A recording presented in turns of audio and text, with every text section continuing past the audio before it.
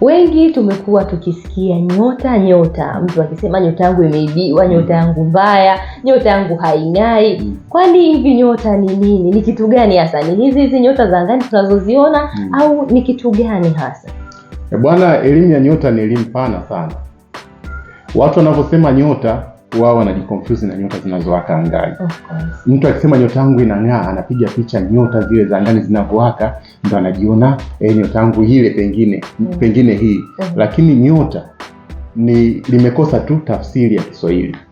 Nyota hii star ambayo tafsiri zile za angani kwa Kiingereza, nyota hii sasa ya mtu ambaye hapo nayo haimaanishi star.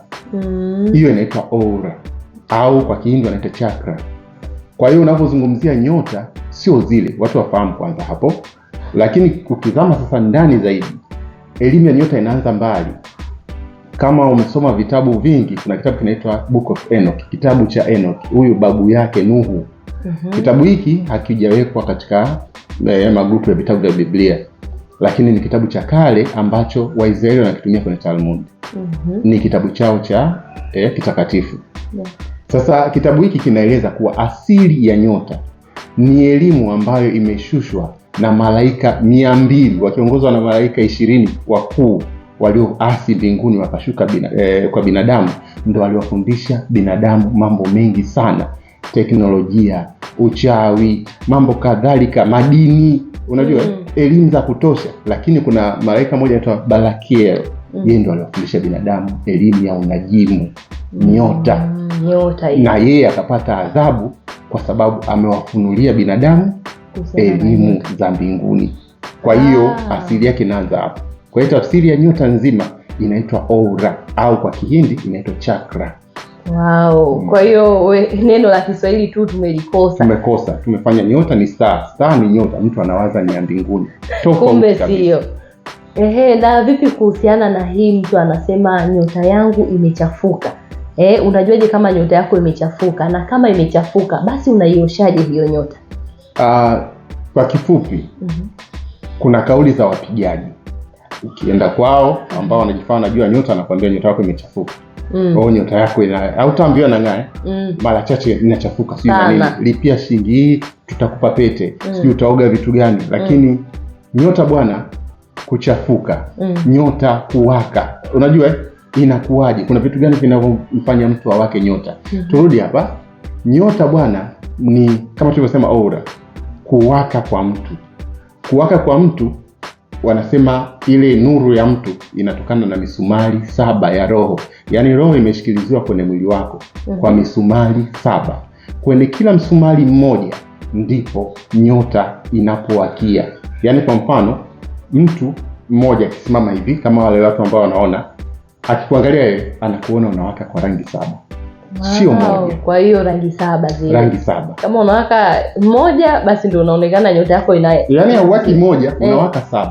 Lakini utofauti wa mwako katika rangi hizo 7, mtu anagundua huyu pengele fulani anawaka zaidi. Na hii misumari 7 ya roho, yaani kuwaka roho ya kila mtu inawaka, na ndio ndani ya mwili wake ndio nyota hiyo. Misumari 7 ikizima umekufa. Kwa hiyo misumari 7, kuna msumari ambao unasimamia wewe uwezo wako wa kuongea na watu. Kwa mfano, nyota hii inaitwa throat chakra, ipo kwenye koo hapa. Msumari huo mwingine tu akiwa anaongea na mtu, vitu vyake vinakubaliwa. Anamwambia wewe huyu mpeni jambo huyu, akienda tu kuongea mtu hachomoi. Kuna mwingine ana crown chakra, ipo kwenye utosi hapa. Inawaka tofauti na rangi ya zambarau au nyeupe. Sasa mwingine hii ni viongozi. Mtu ambaye ana uwezo, charismatic, sijui nini, yaani mtu wa power, kiongozi kwenye nini, anakuwa nayo hiyo kubwa. Kwa hiyo mwingine ana nyota sana kuongea. Kuna mwingine ya uzazi, kuna mwingine ya uwasili, anaweza kalima hapa yeye akavuna kuliko yote. Kwa hiyo watu wametofautiana kinamna hiyo. Yaani mwako tofauti. Mwingine anawaka sana ya juu, sio kwamba zingine zimezima. Zipo lakini kidogo. Tunapokutana na watu, tunaingilia mwako wao, tunawaathiri. Anaweza akafeel kabisa mtu simpendi, nyota yake na yako zimepushiana, yani mnajikuta, ndio maana mafahari wawili hawakai zizi moja, viongozi wawili hamkai zizi moja, wote mnawaka sawa, wote mnazidiana, mtagombana tu. Waswahili wanasema amekuja mtu machali amenicheza, ngoja niondoke, sio mzuri. Kumbe nyota zimepishana ndani yake, kuna energy ile inazuka nyota na ile mwanga, kwa sababu mwanga ni energy. Kwa hiyo kuna hiyo hali ambayo mtu anakuwa nayo. Sasa mtu anaweza akawa nayo kubwa kiasili, lakini kuna watu akazichezea. Elimu za nyota zinaonyesha hivyo.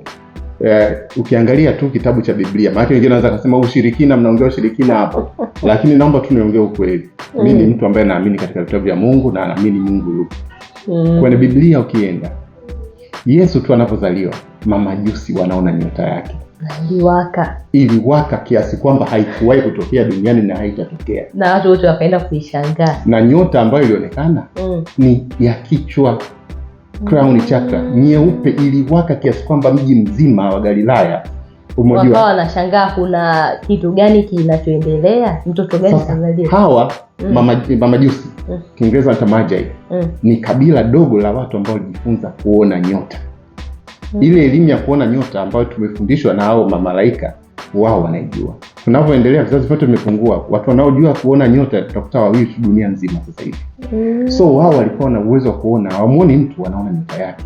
Nyota tu. Siku hizi tunaona miili ya mtu, yani tunaona miili ya mtu, huyu mzuri, lakini zamani mtu akikwambia wewe mzuri, utakuwa kiongozi. Wameona nyota yako, haoni mwili tu. Kwa hiyo kuna wale watu wenye hiyo karama ya kumsoma mtu kwamba huyu utakuwa kiongozi kwa sababu wameona nyota. Watu wa hivyo ni wabaya. Kuna mtu unakutana naye anakuangalia hivi, aangalie hapa, anakuangalia hapa, anaona unavyowaka. Kwa makini na watu hao.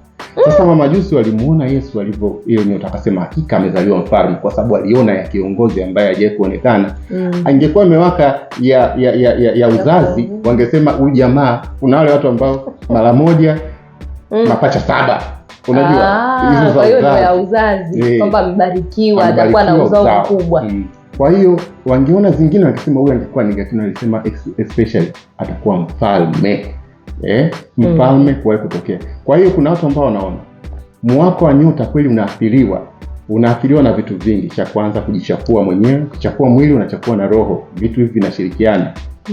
Kula chakula kibaya ukaumwa, kiumwa nyota yako inakuwa ndogo. Nyingine wanaiba, wachawi, washirikina wanaiba nyota.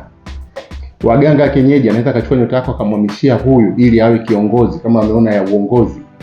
Na kweli mimi nilikuwa najiuliza hasa hizo za waganga wa kienyeji. Mtu unafika kwa mganga, hata kama nyota yako wao wana huo uwezo wa kuona kutokana na yale mizimu yao hiyo wakichanganya. Sasa imagine wewe unaenda, nyota yako tu ni nzuri, lakini tu mtu kakushawishi twende kwa jambo hili, twende ukaongeze ukubwa. Unashangaa unafika kule, kumbe yeye ndo anakuibia ile nyota yako, anaificha kwa kuwa tu ameona labda ni nzuri au itakusaidia kitu fulani. Na kuna story ambayo ilikuwa inatajwa hapa mjini Dar, sitaki kumtaja nani, lakini alikuwa ana uwezo wa kuona watoto wanaporudi shule. Mganga huyo alikuwa akiwaangalia hivi, anaona nyota zao zote. Kuna watoto wanang'aa, yani watu hawajui nyota zao ni kubwa sana. Tangu mdogo mtu anazaliwa tu anawaka. Kwa hiyo yule mtu anamkamata nyota yake kuanzia pale. Anamuita tu njoo, anampa pipi, lakini kuna kitu anakifanya, anaichukua. Akichukua na trap, anaiweka ndani ya pete, ndani ya kitu fulani. Anauziwa mtu ambaye anataka kuwa kiongozi sehemu fulani. Kwa hiyo yule anatembelea. Nyota yako ilishachukuliwa muda. Kutembelea nyota ni kitu cha kawaida. Pesa ambayo ilibidi uipate wewe kwenye kazi ambayo Mungu akufanyie kwenye riziki, anaipata yeye. Na kama ninavyosema, ukifa na nyota yako imezima, yani ukizima nyota wewe umekufa. Hakuna mtu asiyewaka. Tunawaka kwa udogo sana. Kuna mtu anaweza kuangalia akasikitika, lakini yote haya yanaweza yakatibika. Mimi sio mganga, mimi ni spiritualist, nafahamu mambo haya. Tunachofanya, maana yake mtu huyu anabidi akafanye maombi, amwamini kwa ibada yake kwa Mungu wake. Asiombe kusafishwa nyota, eti Mungu naomba nisafishe nyota, unampangia. Mwambie Mungu akupe riziki zako, aondoe vikwazo vyote vilivyowekewa na maadui.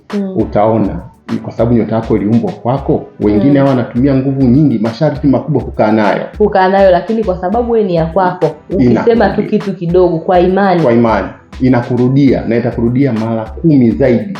vile vitu vyote ambavyo alikushikilizia usivipate, mtu alitembelea kwako, inakuja mara 200. Yaani utashangaa kwa sababu tu ya kumshirikisha Mungu. Kuna mambo ya kidunia ambayo mtu unaweza kufanya pia. Kwa mfano, kuogea maji ya chumvi, twende baharini tukaoge.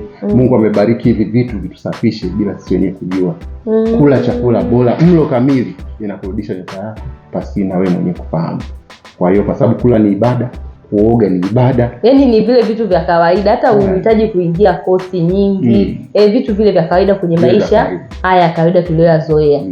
Kwa hiyo kumbe kuchafuka kwa nyota ni kwamba kuna mambo wewe inabidi uyafaulu, au unavyoona umekwama sana au mambo mabaya yanakutokea sana, ujue nyota yako imechafuka. Na kuna dalili, mtu ambaye amechafukwa nyota ana dalili.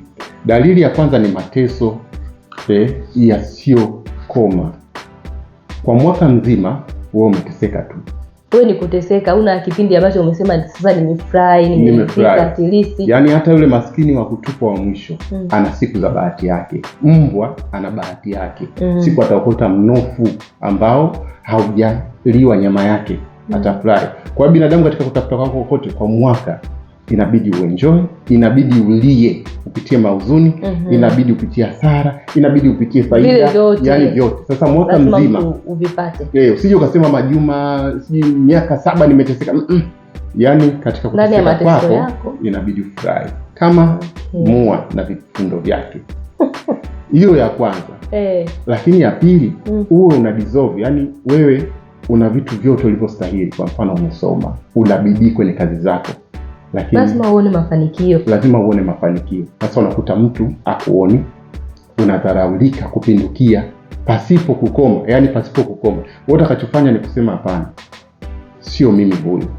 Kimbilio lako liwe kwa Mungu. Lakini wakati approach Mungu, hakikisha unakula vizuri, balanced diet. Hakikisha umezungukwa na positive energy, sio mtu akukasirika tu. Nyota yako itashine, itarudi. Na uwe na amani. Unajua watu wanaposema sio utani, ni ukweli. Wewe unaweza kutoka hapo ukamlipa mganga, alafu bado tu una kisirani una nini. Kwamba mtu unamlipa mganga lakini kutokana na wewe mwenyewe huna imani na hicho kitu unachokifanya. Basi vile vitu hata kama alikuwa na uwezo wa kukusaidia, haviwezi kukusaidia. Kwa hiyo pindi unapofanya hivyo vitu, kumrudia Mungu wako, kufanya kazi kwa bidii, kula vizuri, uhakikishe na wewe una imani ya jambo unalolitumainia. Na kingine hiki na waacheni cha mwisho kabla tujafunga kipindi aliyenikaribisha, ni kwamba watu wa zamani, na kuna baadhi ya watu, baadhi ya wanyama, baadhi ya stage ya binadamu, hasa watoto wadogo, wanaona nyota za watu. Waliochora picha za Yesu wa Kristo anafahamu sana, kwa sababu miungu yao inachorwa. Ukiona picha za Yesu zimezungukwa na kitu nyuma, mwanga wa njano, wanaita halo. Malaika wanazungushwa na mwanga wa njano nyuma. Ile ni nyota ya uongozi. Nyota walioona mwanzo walisema alikuwa akitembea, wanaona anawaka kama jua huku nyuma. Kwa hiyo wakadipiti, wasanii wanachora bila kufahamu. Mtu yoyote wa kiimani ambaye anaitwa mtakatifu anacholewa ile halo nyuma. Ile ni crown chakra au msumari wa roho wa kichwa, ambao unamconnect, unamuongezea tunasema ile uwezo wa kutawala, kiongozi. Kuna wengine wanazo nyingi, watu ambao wanayo ya hapa katikati, ambayo wengi wanaita jicho la tatu. Wengine wanatumia tu ovyo, wanasema jicho la tatu kuna majini. Third eye hiyo inasimamia machale, intuition na creativity, ubunifu. Mtu tu amekaa anatunga nyimbo, na mtu mmoja anaweza akawa nazo zaidi ya 2-3. Mtu mmoja anaweza akawa nazo zaidi ya 2-3, ndio tunaita talent. Sasa mtu anakuwa mbunifu, mtu anakuwa na machale. Bwana, hii kuna polisi watakuja, ngoja nini. Kweli kuna msala unakuja. Watu wanasema, amejuaje? Kumbe nyota yake. Kwa hiyo haya mambo sio uchawi, ni ya kiasili kabisa. Yapo kweli kwenye jamii zetu. Na mpenzi mtazamaji, mpaka hapo mimi sina la ziada. Nilikuwa na bwana Sande Factman. Yeye anasema sio mchawi wala sio mganga. Naamini Mungu yupo jamani. Hivi vitu vipo na visipuuzwe. Kwa hiyo ukiona mabadiliko hayo, kuwa tuna imani, mrudie Mungu wako, fanya ulipoambiwa na mtaalamu wetu, mambo yataenda. yatanyooka tu. Haiwezekani mabaya yote yaani siku mbaya zikawa kwako tu, usiwe na siku nzuri. Langu jina Diana Mvungi, mpaka wakati mwingine, bye.